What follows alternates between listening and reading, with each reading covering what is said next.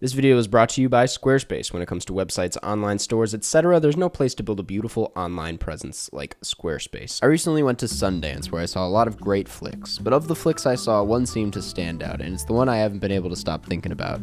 It's Infinity Pool. Infinity Pool is the latest horror from Brandon Cronenberg. It stars one of my favorite freaks, Alexander Skarsgård, as well as one of my other favorite freaks, Mia Goth. It's about a failed author named James who goes on vacation with his wife to find inspiration. Who's been there? I know I have. When he's accidentally tangled up in a crime, he's left with two options: execution or pay a large sum to watch a clone of himself be executed. Now, I do not remember any of this from the trailer of the film. Usually I just check out during trailers. I had no idea what this movie was about going into it, so not only watching this unfold, but then watching the rest of the movie unfold was just an absolute blast. Which is my way of saying nothing I say is really going to take away from the sheer insanity of watching it on screen, but I'll also tread lightly when talking about this as to avoid spoilers. There's been a few early reviews of this film claiming it to be visually striking, but empty in its writing, something I just do not agree with at all. I mean, I agree with the visual part, I'll talk about that in a second, but the actual screenplay here is not only wildly original, but also full of substance. For one, Infinity Pool to me is one of the easiest to follow films out there. It follows a very straightforward, linear timeline of events that you don't expect and that may challenge what you normally want from a horror movie, but that does not make it hard to follow. To call it an experimental film is also just ridiculous to me. What, are you referring to the hallucinatory orgy scene where they take drugs? Or the one where they put James under for the cloning when he's on a drug? Call me crazy, but if someone is hallucinating, I think it's best to show them hallucinating. What else was the movie supposed to do here? Not to mention how well executed these scenes were. Learning that he did this all practically is just amazing to me. What a feat. The film uses the trip sequence so effectively here. It doesn't feel like a cop-out. It has a purpose for why our protagonist feels so cloudy and not like himself moving forward.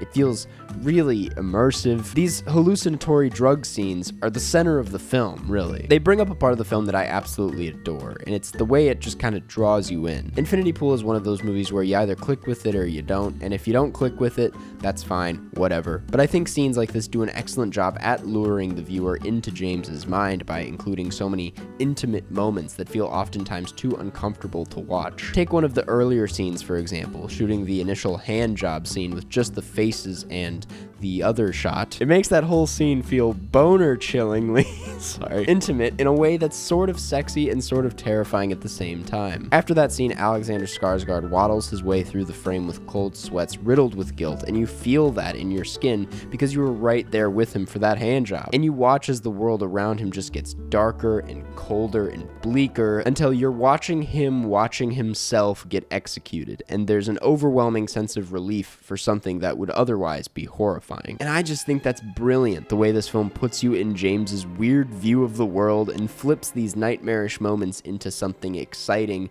and then reverses that later on. And this is really just the first 30 minutes of the movie. I don't know if you let go of this attachment to James the entire film. His anxieties and fears and regrets, even his moments of pure euphoria, all of it is felt through the screen. With all due respect to these other filmmakers and production companies, after the success of Ari Aster and Robert Eggers, it feels as though most modern horror films attempt to create some sort of airy, psychological horror film, with none of the goods to actually pull that off. Elevated horror is the term we're going with here. Men is a great example of a horror movie that feels like all style and modern aesthetics and some admittedly impressive and unsettling VFX, but none of that proper craft to trap the viewer in its uniquely horrifying world, mostly because of its underwritten lead. Infinity Pool, on the other hand, feels largely autobiographical for BC. A monologue near the end of this film really seems to hint at this being about him writing the movie we're watching right now, which is kind of fun. It's not only fun, but it also makes for a pretty full character. I don't feel like James is necessarily underwritten at any point, even though he doesn't say much for large chunks of the movie. And that's thanks to an amazing Skarsgård performance. I seem to understand him pretty deeply and why he goes along with the things he does. This style doesn't get in the way of the plot for me. It just adds to the complexities of the film. And let's not get carried away. I don't want to have to shit on other horror films to praise this one. I just think Infinity Pool nails what it is that audiences are drawn to in modern horror films without losing itself in this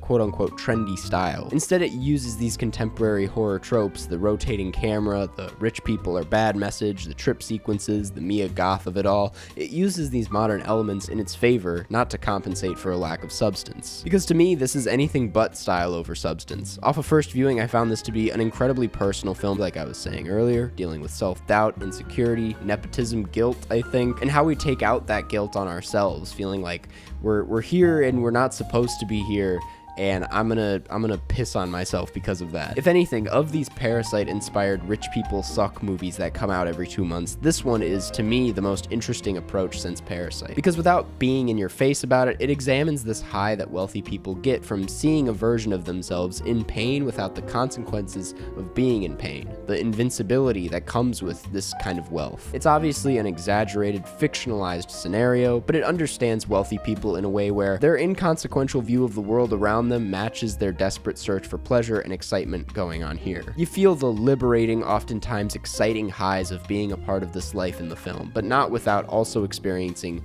the hellish lows. Because James is different. He married rich. He doesn't have whatever they have, and when it crosses a line, without spoiling, the crash is just nightmarish. It is the worst post-nut clarity of all time. I suppose that's the best way I can describe the movie, nightmarish. It's like having a terrible high and realizing too late that you're spiraling out of control, having a literal out-of-body experience. And just when you thought you made it out, the guilt catches up with you, and Mia Goth is pointing a gun at your face. Like I've been mentioning, Alexander Skarsgård delivers a wonderfully strange performance in this movie. It is by far my favorite thing he's done, and I've liked a lot of things he's done. He just seems to just be going for it in every scene. The same goes for Mia Goth. Although she had more to work with in Pearl, I think this is probably my favorite performance of hers. She kind of steals the show in every scene she's in. And her voice, oh my, James! To wrap things up, I guess, Infinity Pool really feels like a blend of every horror movie that's come out over the last few years. And on top of every rich people is bad movie too. Yet, it feels like the best version of all these trends just due to its sheer commitment to the material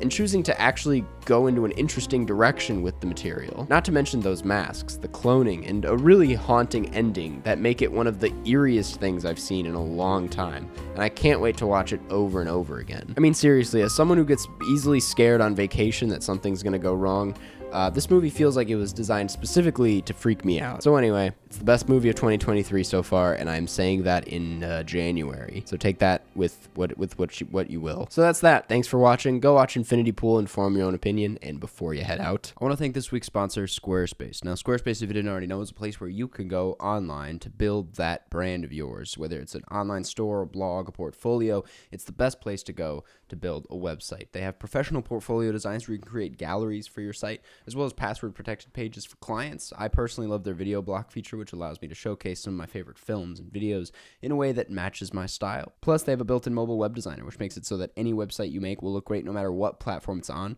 while still matching that style of yours. The best part about it all, though, is that if you go to squarespace.com/Karsten, you can get 10% off of your first purchase. So there's really no reason not to give it a chance. So thanks again to Squarespace for sponsoring this video. Thanks for watching this video, and I'll see you all in the next one.